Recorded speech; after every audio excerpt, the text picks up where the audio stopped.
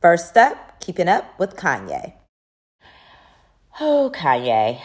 So there are a lot of things going on in the legal news world, just the general trending news world about Kanye. First, I just want to address his recent arrest in LA a couple of days ago for criminal battery.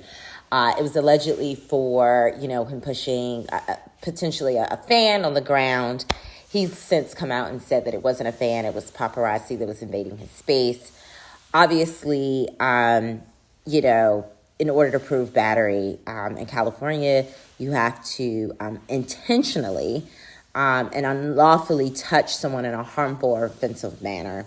And it has to, not be an act of self-defense or defense of others or reasonably reprimanding a child. So in this case, obviously he could argue that even if he did push the guy down, right, if they have evidence of that maybe he was doing it in self-defense. And so if it was in self-defense, then obviously there goes the criminal battery charge. Either way, if he's found guilty, the most he would face is 6 months in jail or up to a $2,000 fine. So that's that. We'll continue to follow that story. On the other end, speaking of keep it up, Kim Kardashian recently had a birthday for Chicago, also a couple of days, like right after this alleged battery with Kanye, and supposedly he didn't know the address. He went online, public cry, like, hey, Kim and no one in the family will give me the address to the birthday party. His public cries, I guess, worked because he eventually was pictured at the party. But now Kim and her team is saying that, she thought that, he was having his own party and it was always supposed to be two parties. Again, that may not even be true. It just may be her doing PR to cover it up. But either way, I think because Kim has recently in the divorce filed to be considered a single person because he refuses to move forward with the divorce filing, that she should also, or he should just put something down in terms of a temporary visitation and custody order in place until the divorce is over, to prevent future things like, the birthday party situation from ever happening again. So anyway, we'll continue to follow and keep up with Kanye. He seems to know how to always stay in the news. Next up, Nicki Minaj. Is it true or false that she's filing a lawsuit now that a harassment suit has been dropped against her?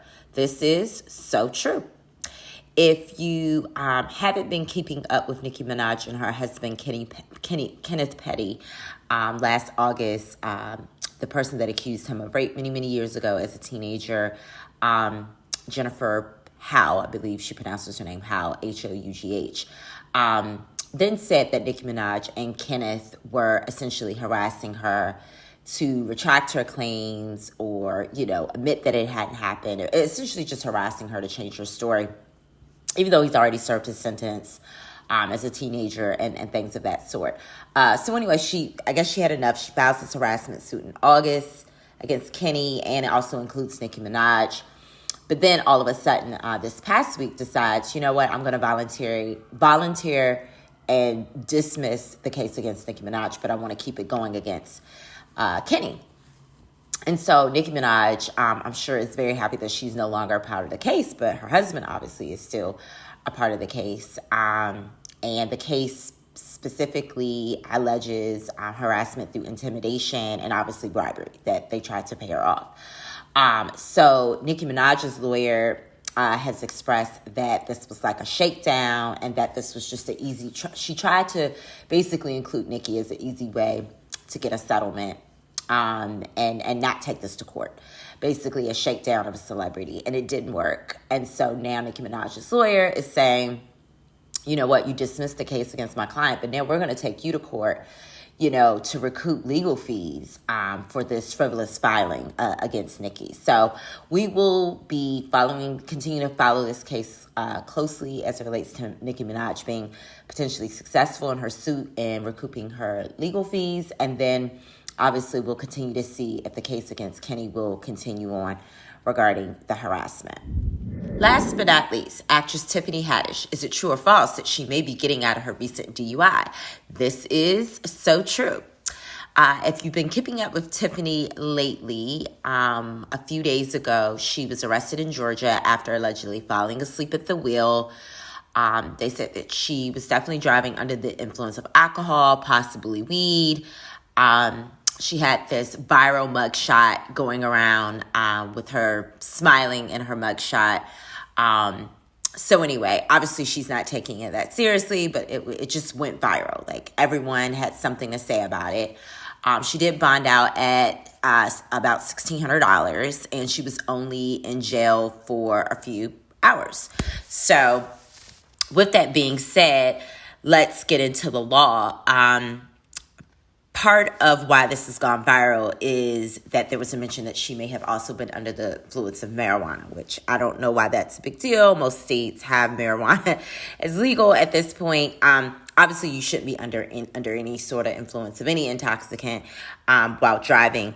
But for whatever reason, people made a big deal about the weed. Here's the thing on the law in Georgia. It's still going to be considered a DUI whether you did marijuana or any drug, right? Or alcohol. They put it all under DUI. So it's not going to make a difference. I know some states have DUI versus DWI. No, in Georgia, it all falls under a DUI. And to be found guilty, because at this point, she was just charged and bonded out. She has not been found guilty yet. I want to emphasize that.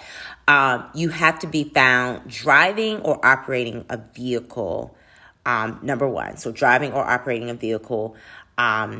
And also, you have to also be under the influence, again, of drugs and alcohol or intoxicants. So in this case, she allegedly wasn't driving. She had just pulled on the side of the road. So some people are like, well, she wasn't driving, so she can't be found guilty of a DUI.